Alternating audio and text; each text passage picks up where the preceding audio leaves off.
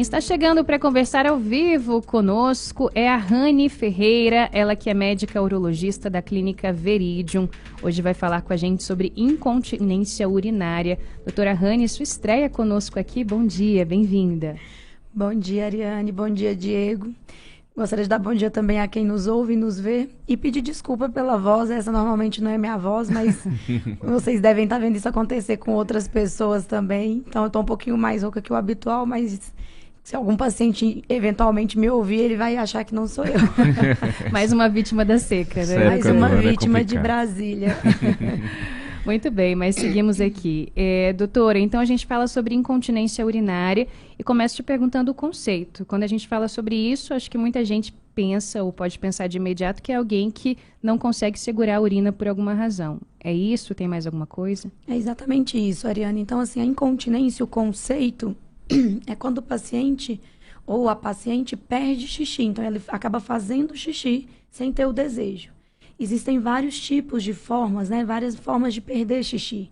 Então, pode ser o paciente que ri, espirra, tosse e perde xixi. Pode ser o paciente que vem à vontade de fazer xixi, ele não consegue chegar ao banheiro, ele não dá tempo de chegar ao banheiro. Pode ser o paciente que tem uma perda de sensibilidade da bexiga, e daí ele não consegue perceber que a bexiga está cheia e também não consegue esvaziar essa bexiga. Então, ele está sempre transbordando.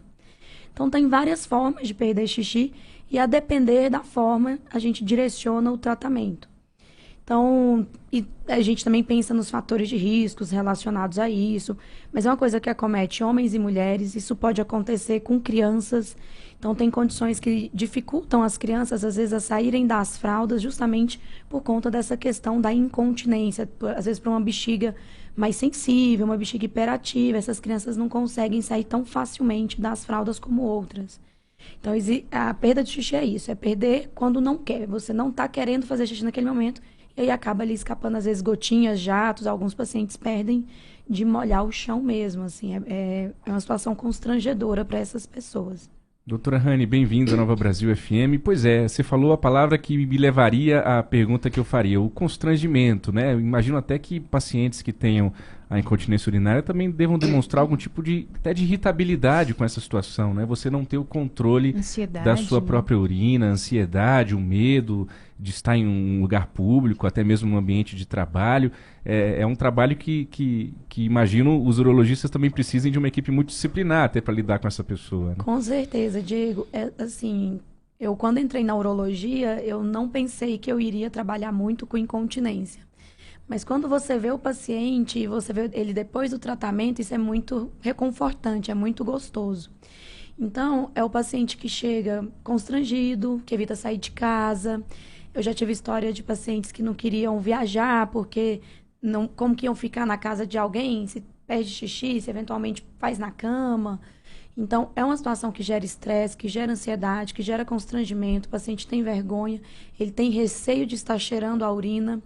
Então, ele acaba saindo das convivências sociais, ele deixa de ir no aniversário de um neto, ele deixa de ir num evento, num casamento de um filho, de um irmão, por conta disso.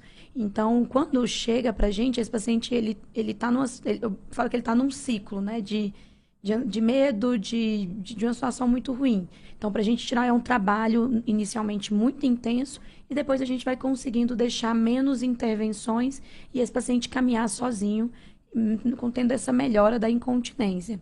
Mas a gente precisa de uma equipe multidisciplinar. A gente tem aliados da fisioterapia pélvica, que é fundamental como parte do tratamento em vários âmbitos da incontinência. Então, a gente trabalha muito junto com a equipe da fisioterapia pélvica.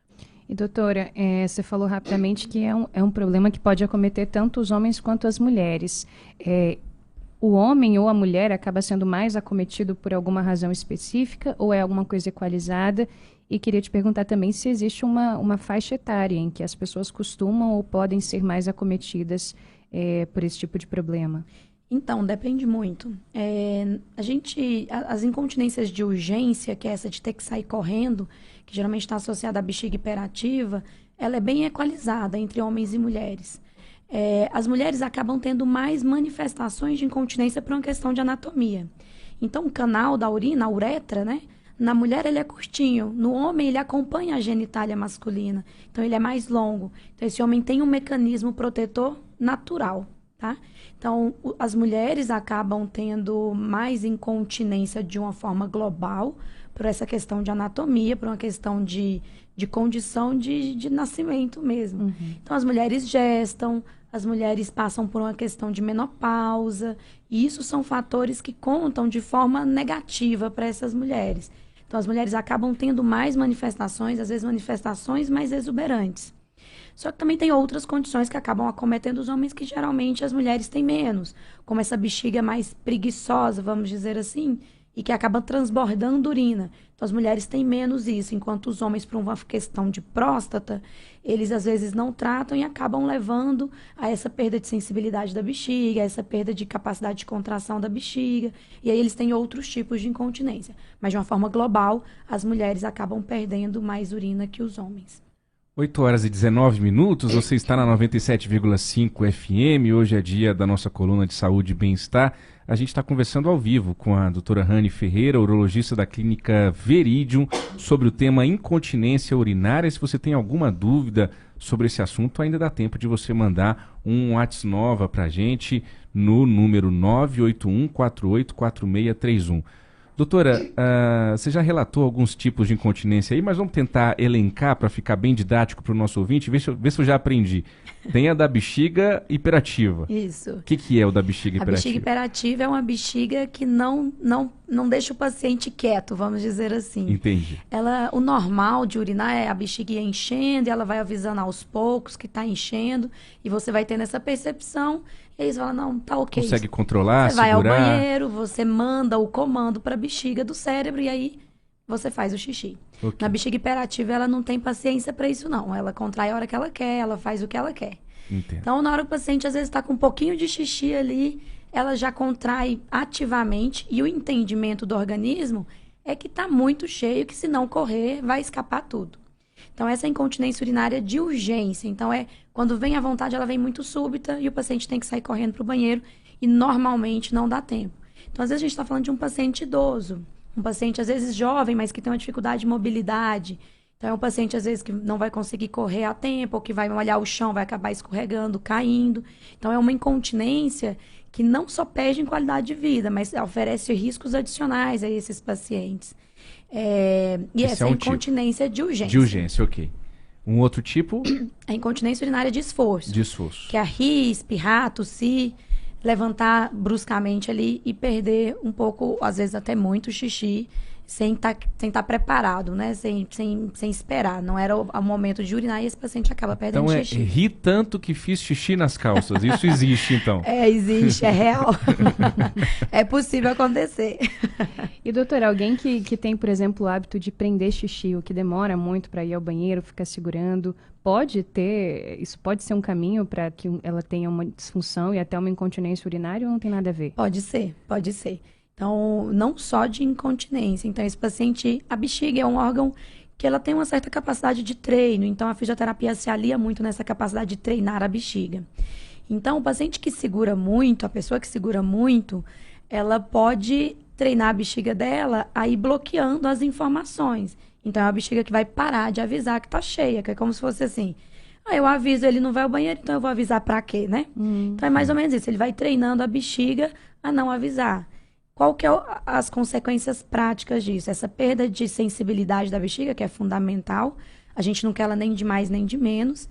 Mas também é um paciente que tem um risco aumentado de fazer infecção de urina. Então, um paciente que é retencionista, um paciente que adia muito a micção, que adia muito o xixi, é um paciente que não cicla a sua bexiga. Então, ele não enche, esvazia a bexiga ao longo do dia, que é o ideal. A bexiga foi feita para isso. Então, é um paciente que vai ter mais chance de fazer infecção de urina. É um dos fatores de risco para infecção de urina de repetição, inclusive nas mulheres. Então, mulher muito ativa, mulher assume muita função, mulher quer fazer muita coisa, mulher multifuncional. Não quer usar qualquer banheiro. Não está adequado, não quer sentar, então não esvazia direito. Aí fica com preguiça, porque tem que tirar a roupa, depois tem que arrumar, pôr o cinto. Então, a gente acaba adiando naturalmente, sem querer mesmo, assim, de uma forma automática, o xixi. Então, a gente acaba tendo um risco também por outros fatores, mas esse é um dos fatores importantes da mulher acabar também tendo infecção de urina de repetição.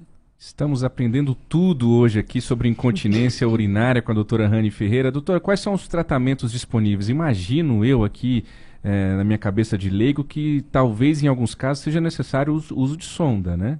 Sim, o paciente que não consegue esvaziar, e aí é uma outra disfunção miccional, esse paciente que não consegue esvaziar, que transborda, esse paciente provavelmente vai precisar do uso de sonda. E essa sonda pode ser permanente no sentido, né, de que ela está sempre ali, mas você vai trocando ela regularmente. E tem paciente que faz cateterismo intermitente limpo, então o paciente é treinável. A gente tem materiais muito bons hoje no mercado, é uma tecnologia que tem avançado bastante, e o próprio paciente passa a sua sonda. Num primeiro momento, isso pode soar muito doloroso, muito agressivo, né? muito, nossa, como que eu vou fazer isso comigo? Mas os pacientes ganham tanto em qualidade de vida, tanta autonomia, que com o tempo eles vão entendendo que aquilo é a salvação deles. Então eles param de olhar aquilo com aversão e começam a acolher aquilo como um mecanismo de liberdade. Então são pacientes que viajam, são pacientes que vão a festas, eles carregam as suas sondas ali e vivem a vida como qualquer outra pessoa, com um detalhe de ter que se sondar, mas tem muita autonomia. Esse é para os pacientes que não conseguem esvaziar a bexiga. Para incontinência de urgência, a gente tem medicação oral aliada com a fisioterapia. A gente tem que ver com esse paciente outros fatores que colaboram. A gente sabe que a bexiga hiperativa, a incontinência de urgência, ela anda muito com ansiedade. A gente não sabe o que é causa e o que é consequência. A gente sabe que elas geralmente estão juntas. Então, a gente precisa que o paciente entenda isso e também trate essa questão de ansiedade. Então, um paciente que é muito ansioso, às vezes eu brinco com o paciente, você fala até aquela ansiedade boba de você querer uma viagem muito e no dia anterior você ficar indo várias vezes ao banheiro, isso é uma característica de bexiga hiperativa. Então, esse paciente com a incontinência urinária de urgência, é medicação, fisioterapia. Na falência desses primeiros tratamentos, a gente tem a opção de botox, o mesmo botox que a gente faz no rosto, né, a toxina botulínica, aplica na bexiga. E não, a gente entra com o aparelho como se fosse uma endoscopia e aplica na bexiga para tranquilizar essa bexiga. Gente, que coisa! Botox na bexiga, Ariane. Que loucura, né? Botox não só pro rosto, gente. A gente faz estética vesical também. Olha aí. Então a gente também pode aplicar a toxina botulínica na bexiga para tranquilizar. E a gente hoje tem outra opção, que é a neuroestimulação, que é como se fosse um marca-passo da pelve, que também regulariza essa mensagem neurológica exagerada e aí tende a deixar esse paciente mais confortável. Na incontinência de urgência, que é essa de rir, tossir, espirrar e perder as gotinhas, às vezes jatos de xixi, a fisioterapia é a primeira modalidade de tratamento. Eu sempre falo para o paciente, olha, a gente tem que tentar a fisioterapia, é o que vai te trazer muito benefício, sem ônus, e você tem grande chance de ficar seco, ficar continente, sem precisar de uma coisa mais invasiva, que aí seria a cirurgia. E aí a gente tem diferentes cirurgias para homens e mulheres, mas de um modo geral, é como se a gente reconfeccionasse o que fecha o canal.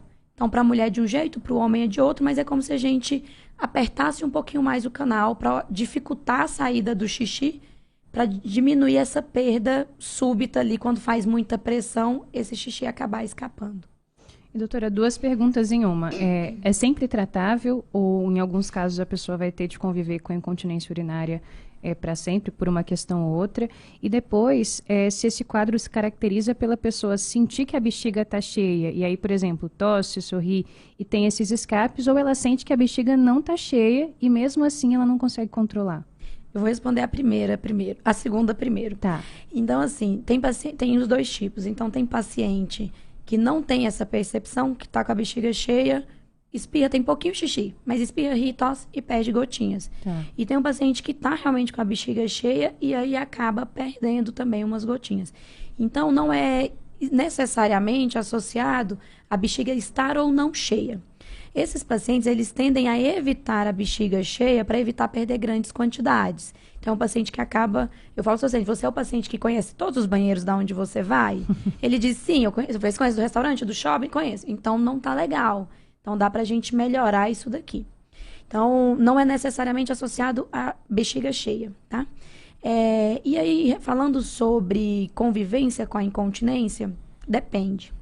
Eu tenho pacientes que a gente não consegue deixar eles secos. A gente consegue diminuir a quantidade do que eles perdem. Então, geralmente, não é a maioria dos pacientes, mas pode acontecer. Então, por exemplo, no homem, a gente faz um esfíncter. E ele é um esfíncter hidráulico, ele é uma bomba hidráulica. Então, ele precisa de manejo. É um paciente que precisa ter um cognitivo legal, ter um manuseio de mão legal, uma questão motora legal, para ele conseguir manusear esse esfíncter. Se ele tem, por exemplo, tem alguma sequela motora por alguma doença que ele já teve, ou ele está em algum grau de deterioração neurológica que ele não consegue manipular esse esfíncter, eu não posso colocar, porque senão ele não vai urinar. Então, é um paciente...